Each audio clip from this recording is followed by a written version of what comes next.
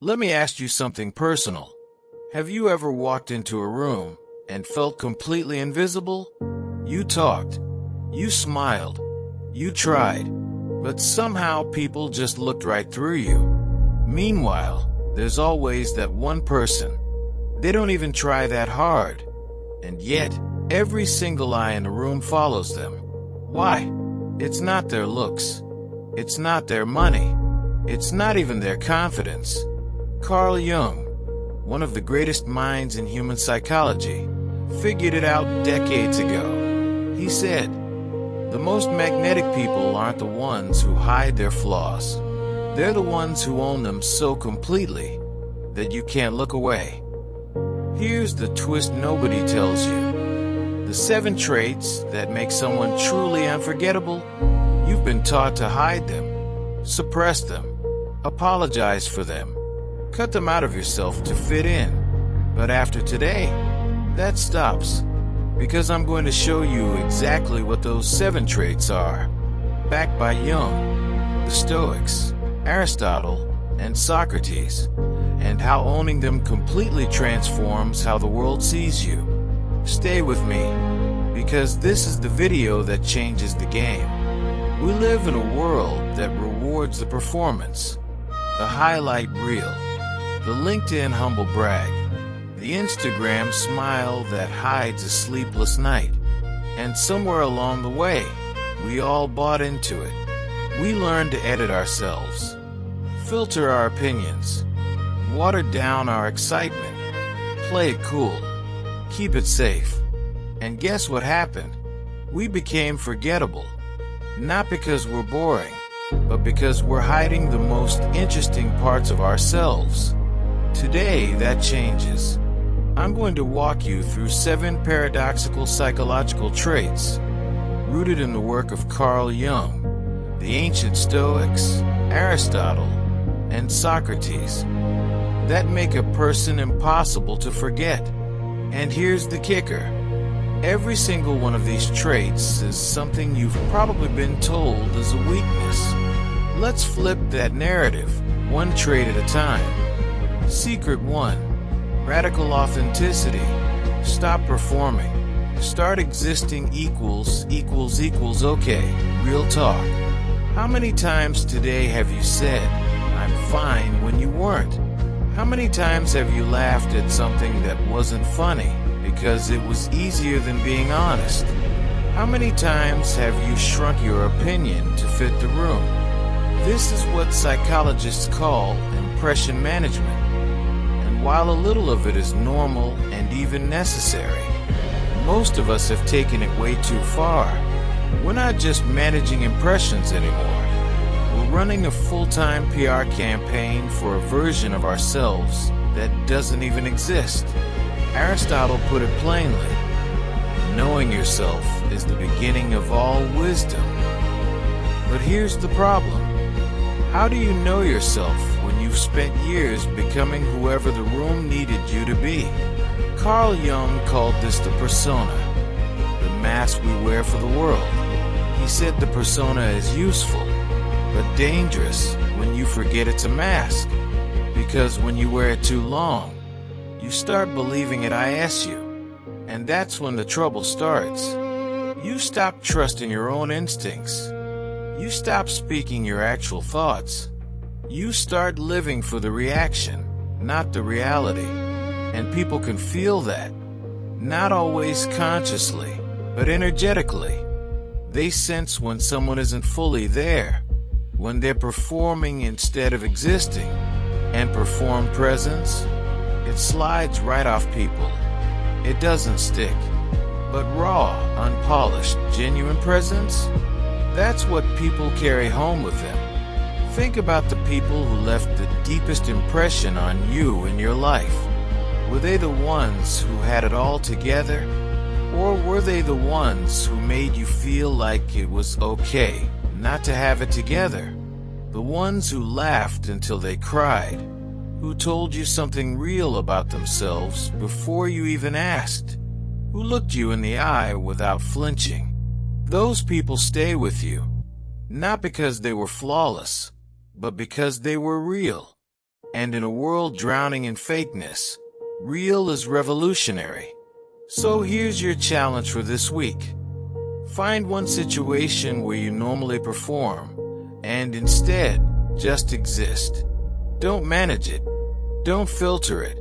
Just let your actual, unrehearsed self show up. Watch what happens. Secret 2. Evolve without erasing yourself equals. Here's something nobody talks about openly. Sometimes growth looks like betrayal. You change. You evolve. You stop tolerating things you used to accept. You start saying things you used to swallow. And suddenly the people in your life look at you like you're a stranger. You've changed, they say. Like it's an accusation. And you're left wondering, is evolving the right move if it costs me these relationships? Here's the thing. Plato nailed this centuries ago. He said, the first and greatest victory is to conquer yourself. Not your competitors, not your critics, yourself.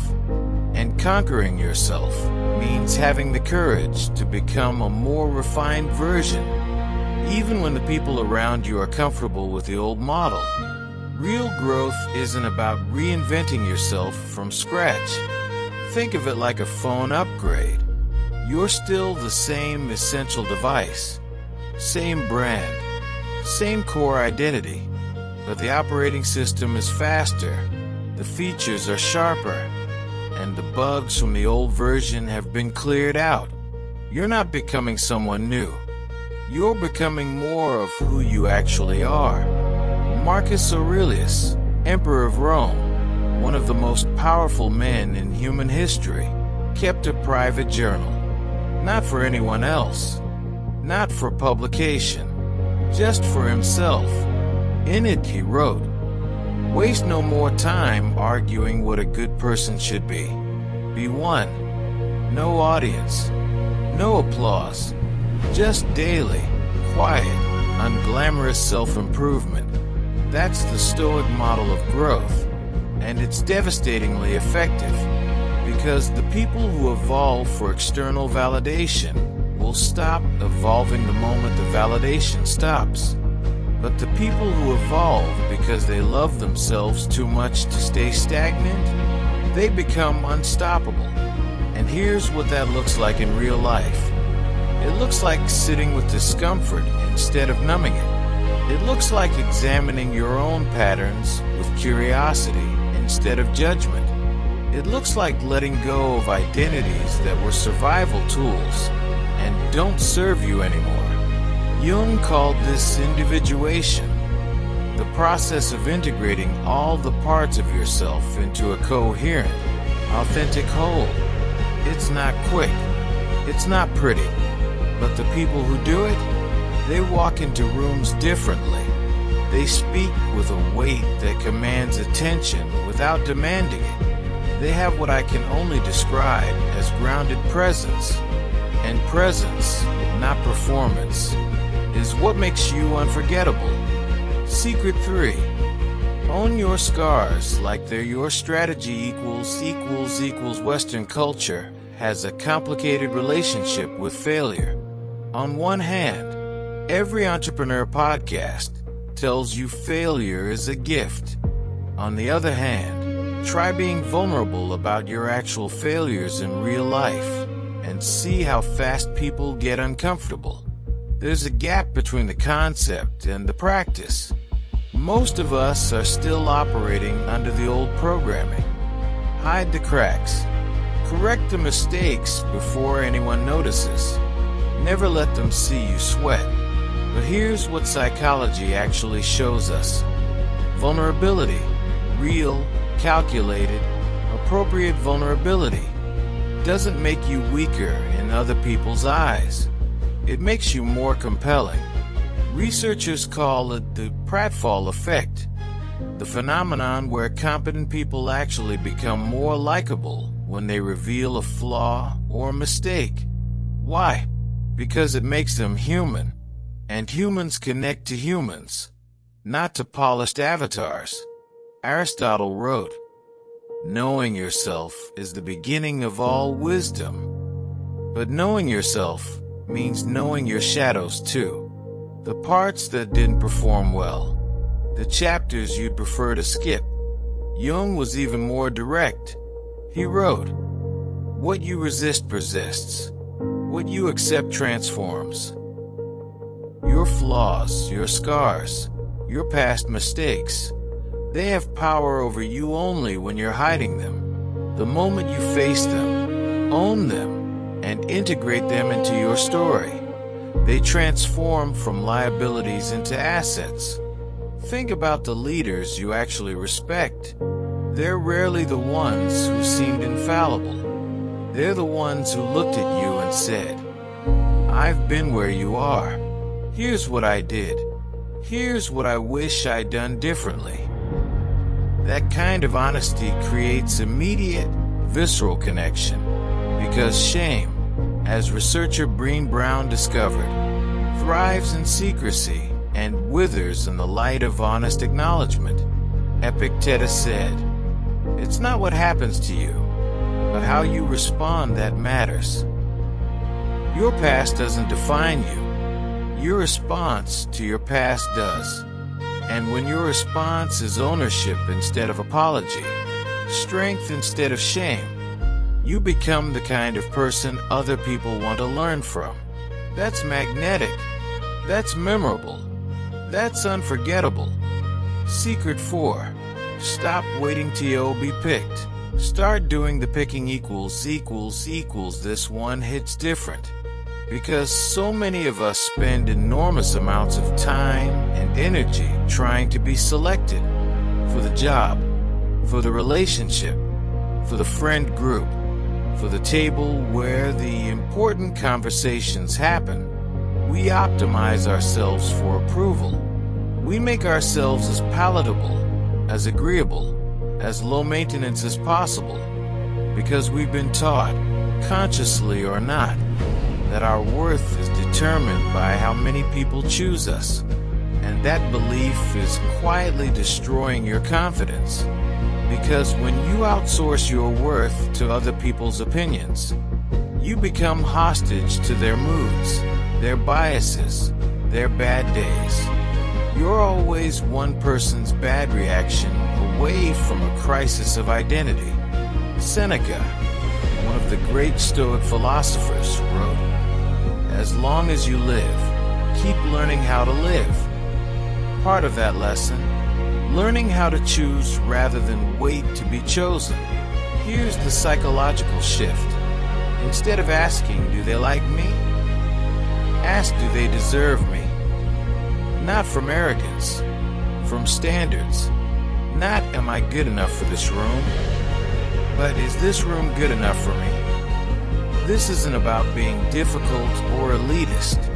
It's about recognizing that your time, your energy, your attention, these are finite resources, and the people you give them to should be worthy of them. Carl Jung observed that people who haven't done their inner work often project their emptiness onto others, demanding that other people perform for their validation. When someone makes you feel like you need to earn their approval constantly, that's not a reflection of your worth. That's a reflection of their emptiness. And the moment you understand that, you stop shrinking. You stop performing. You stop bending yourself into shapes that don't fit you. You start showing up as the full, complex, layered human being you actually are, and letting people decide if they can handle it. The ones who can, those become your real tribe. The ones who can't, they self-select out. And suddenly, the relationships in your life have a completely different quality. Not just more abundant, more real. Secret 5. Your intensity is not a problem. It's your power equals. You're too much. If you've heard that phrase, raise your hand. Too emotional. Too passionate. Too intense. Too serious. Too sensitive. Too loud. Too quiet. too much. And somewhere along the line, most of us started to believe it. We dimmed ourselves. We learned to stay in the moderate lane, to keep our excitement contained, our frustration measured, our joy proportionate, and in doing so, we became instantly forgettable. Because here's what nobody tells you about intensity. It's not a social liability. It's a superpower when you understand how to channel it. Carl Jung was obsessed with the concept of the shadow, the parts of ourselves we suppress because society told us they were unacceptable. He said those suppressed parts don't disappear. They go underground, and then they come back sideways, usually at the worst possible moments. The solution isn't suppression, it's integration. If you feel deeply, that's information. Honor it. If you care intensely, that's a strength. Channel it. If you speak with passion, that's influence. Develop it. Aristotle talked about virtuous moderation, but he didn't mean suppression. He meant direction. He meant feeling everything, but choosing how and when and where to express it. That's the difference between chaos and power. The Stoics, often misunderstood as emotionless robots, actually wrote extensively about emotional intelligence. Marcus Aurelius wrote, "You have power over your mind, not outside events. Realize this, and you will find strength." He didn't say, "Suppress your emotions." He said, "Understand them well enough that they inform you rather than rule you." That distinction is everything. And here's the practical reality. The people who feel deeply are the ones who connect deeply. They're the ones who walk into a room and feel the undercurrent. What's really going on beneath the surface conversations? They're the ones whose friendships go to places other friendships never reach. They're the ones who, when they love you, make you feel it in a way that casual affection never can. Their presence is felt, not just seen, and that is unforgettable by definition. So the next time someone says you're too much, smile, nod, and find your people. Because somewhere, there are people who aren't looking for less. They're looking for exactly this. Secret 6. Hold your standards without guilt equals. Let me paint you a picture. There are two people in this scenario. Person A says yes to everything. They accommodate. They adjust. They give you the benefit of the doubt every single time, even when you don't deserve it. They're endlessly available, endlessly forgiving, endlessly flexible about what they will and won't accept. Person B is different. They're warm. They're generous. They genuinely care. But they have a line, and when you cross it, they notice. Not loudly, not dramatically, but they adjust accordingly. They don't beg you to be better. They simply recalibrate how much access they give you. Now, who do you respect more? Almost universally, person B. Because there's something psychologically powerful about someone who knows what they're worth, and quietly, consistently acts accordingly. Epictetus wrote, "Never value anything as profitable to yourself, which shall compel you to break your promise, to lose your self-respect." Translation: the moment a relationship costs you your dignity, it's already too expensive. Standards aren't walls. They're filters. They don't keep everyone out. They ensure the people who get close are actually worthy of the proximity. Carl Jung said, "The most terrifying thing is to accept oneself completely." And part of accepting yourself completely is accepting that you deserve better than you've been settling for. Socrates taught us to examine our lives. So here's a question worth sitting with tonight. Where in your life are you tolerating something you know doesn't honor you? A friendship that drains you more than it fills you. A dynamic that requires you to make yourself smaller to make it work. A pattern you keep accepting because confronting it feels harder than living with it. Aristotle said, "We are what we repeatedly do." And if you repeatedly accept less than you deserve, your repeated behavior teaches people, and yourself, that this is the standard. Raise it, not with an announcement, not with an ultimatum, just quietly, consistently. Start honoring yourself as much as you'd honor someone you genuinely love, and watch the quality of your relationships transform. Secret 7. Love from fullness, not from fear equals. We need to talk about the way most people love. Because most of us, if we're being honest, love from a place of scarcity. Please don't leave. I need you to be okay, so I can be okay. If you don't love me back, I don't know who I am. This kind of love isn't love in the truest sense. It's emotional dependency wearing love's costume, and it's exhausting for both people. Because when you love from emptiness, you're not actually giving someone love. You're asking them to fill a gap that only you can fill. Carl Jung said, "The most terrifying thing is to accept oneself completely." But here's the beautiful paradox. When you fully accept yourself, when you do the inner work to become genuinely whole, your love transforms.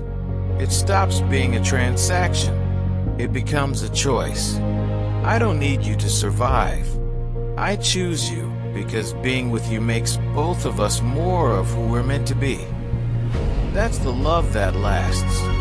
That's the love that Aristotle called philia. Virtuous friendship, the highest form of human connection. Not possession, not dependency, but two whole people choosing each other, freely, continuously, consciously. The Stoics were clear about this. Your peace should not be at the mercy of things you cannot control, and other people's choices, their moods, their capacity to love you back. You cannot control any of it, but your own wholeness, your own sense of worth, your own ability to fill your own cup, that you can control. That's the work. And when you do that work, when you show up in relationships already full rather than already empty, something magical happens. People can feel it. They feel that you're not clutching at them, that you're not keeping score, that your happiness doesn't depend on their performance. And that kind of presence, calm, full, freely loving, is the rarest thing in the modern world. It's what people orbit toward without even knowing why. It's what they're afraid to lose. It's what they'll remember for the rest of their lives.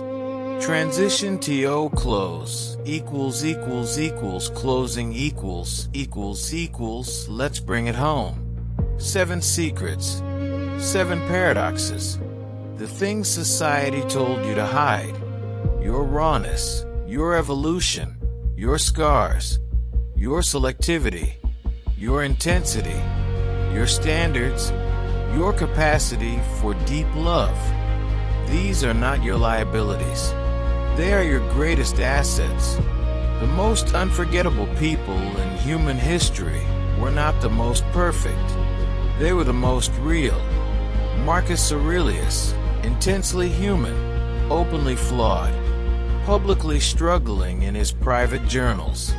Socrates, unconventionally ugly by Greek standards, frequently annoying, ultimately executed for asking too many uncomfortable questions.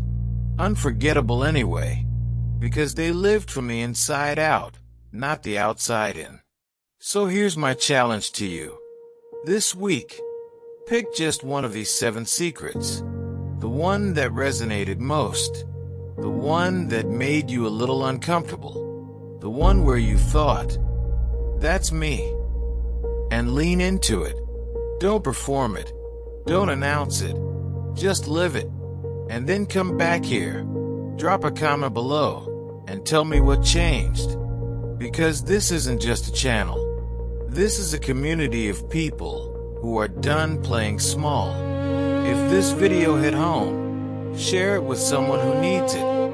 Hit that subscribe button because we go deep here every week. And if you want to continue the journey right now, I've got another video on the screen that builds directly on what we talked about today. I'll see you there. Stay real. Stay whole. Stay unforgettable.